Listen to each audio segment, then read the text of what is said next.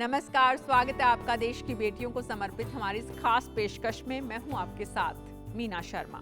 होके मायूस नयूं शाम की तरह ढलते रहिए, जिंदगी एक भोर है, सूरज की तरह निकलते रहिए। लगातार ये बताने की कोशिश कर रहे हैं हम देश की उन बेटियों के जरिए जो अलग अलग क्षेत्रों में अलग पहचान बना रही है। आज के एपिसोड में बात करते हैं फैशन डिजाइनिंग की दुनिया में चमकते सितारे की तरह रोशनी बिखेर रही मुंबई की निरूषा की।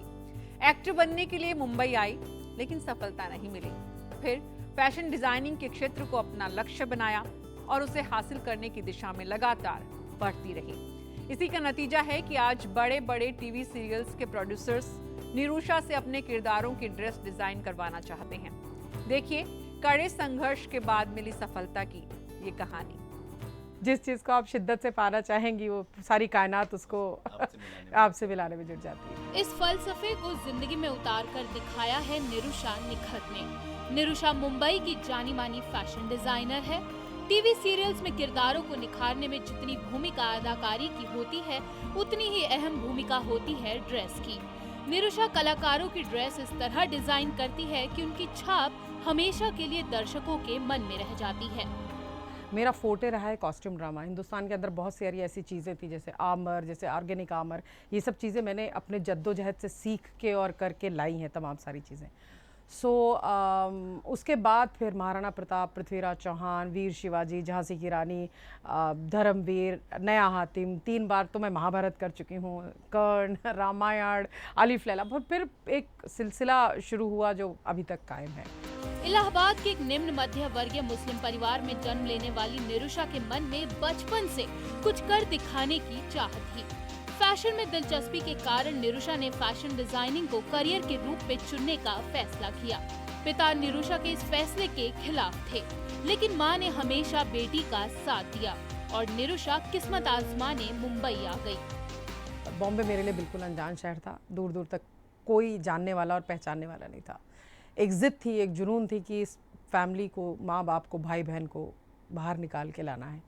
तो मेरी माँ ने मुझे 1200 रुपये हाथ में दिए और मैंने पापा, चूँकि फादर मेरे हमेशा अगेंस्ट थे और मैं एक कंजर्वेटिव मुस्लिम फैमिली से बिलोंग करती हूँ, तो हमेशा से वो इसके अगेंस्ट थे, तो उन्होंने बिल्कुल सपोर्ट नहीं किया। तो मेरी माँ के पास जो भी उनकी जमा पूंजी थी वो एक 1200 रुपये थे, उन्होंने दिया और मैंने पापा को बोला कि देखो कुछ बनूंगी तो मैं लौट के आऊँगी, कुछ नहीं बनूंगी तो लौट के नहीं आऊँगी। मुंबई आने के बाद निरूषा को कड़े संघर्षों का सामना करना पड़ा। खाने के लिए पैसे तक नहीं थे। मंदिर और गुरुद्वारों में प्रसाद खाकर गुजारा करना पड़ा। ना कोई कांटेक्ट, ना कोई पैसा, खाने को नहीं। 2 दिन तो मैंने भूखे निकाल दिया। तीसरे दिन पेट सबसे बड़ी आग है, हर आग से बड़ी आग पेट की है। तीसरे दिन मुझे सोचते सोचते फिर मुझे एहसास हुआ कि एक बार मैं 4 दिन पहले हरे कृष्णा मंदिर गई थी जहाँ प्रसाद मिलता है, और मैं फिर अंधेरी रहती थी, वहाँ से हरे कृष्णा मंदिर तक गई, वहाँ प्रसाद की लाइन में लगी। एक बार लगी, वो प्रसाद इतना ही मिलता है, उसे पेट तो भरा नहीं, भूख और बढ़ गई। फिर दोबारा लाइन में गई, फिर तीसरी बार लाइन में गई, फिर 6 बार मैंने वो प्रसाद लिया। वो पुजारी मुझे बहुत गौर से देख रहा था कि मतलब ये लड़की 6 बार लाइन में आई है, प्रसाद लिया इसने।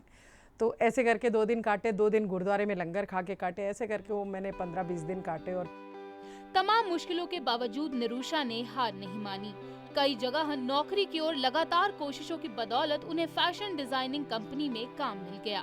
निरूषा ने मेहनत करके दिन रात एक कर दिए और सफलता के शिखर पर अपना नाम दर्ज करवा दिया। ये अवार्ड निरूषा की कामयाबी की दास्तां बयां कर रहे हैं। टीवी सीरियल्स में आज हर प्रोड्यूसर निरूषा को बतौर फैशन डिजाइनर साइन करना चाहता है।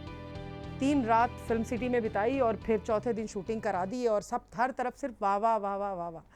सुबह सबने बड़ी तारीफ़ें की, प्रोड्यूसर से लेकर के फटाक से मेरी सैलरी इंक्रीज़ हो गई। उसके बाद मैं घर गई, सुबह सुबह मेरे एडी का फ़ोन आता है कि तुम आज शूट पे मत आना। तो मैंने कहा मैंने किया क्या, वो मुझे समझ नहीं आया, मैंने किया क्या, मैंने तो भला किया। तो पता चला कि वो डिज़ाइनर इनसिक्योर हो गई थी कि मेरे एब्सेंस में एक 5th असिस्टेंट जो क्लैप देती है उसने 500 कॉस्ट्यूम बना दिए, तो अगर मैं 2 दिन के लिए सेट पे नहीं आई तो ये तो पूरा शो ले लेगी। प्रोड्यूसर को तो ये 5000 वाली लड़की एज अ डिज़ाइनर मिल जाएगी।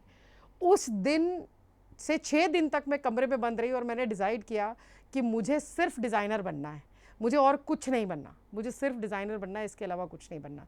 6 दिन के बाद निकल के मैं सीधा सागर आर्ट्स गई। मैंने आनंद सागर के सामने सिंपल 2 लाइन में बोला मुझे काम दे दीजिए, 2 एपिसोड फ्री में करूँगी, आपको काम पसंद आता है तो पैसे दीजिएगा, नहीं तो नहीं। और टचवुड है, 2 एपिसोड के बाद कभी पीछे मुड़ के नहीं देखा। निरुषा ने बिना शादी किए बच्चे को जन्म देने का सख्त फैसला किया। आज उन्हें अपने फैसले पर गर्व है। निरुषा की सफलता का राज है उनका आत्मविश्वास। उनका मानना है कि देश की हर बेटी को अपने पैरों पर खड़ा होना चाहिए और हर चुनौती का हौसले से सामना करना चाहिए। ये बेटी देश का स्वाभिमान है और हमें उन पर अभिमान है।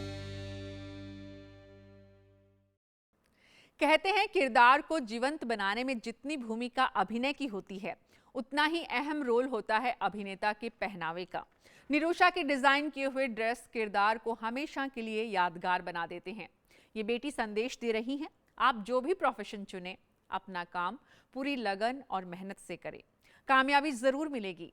तो कल के एपिसोड में मिलवाएंगे उस बेटी से जो सोलर दीदी के नाम से मशहूर हैं। बस आप देखना न भूलें। अब के बरस मोहे बिटिया ही दीजो।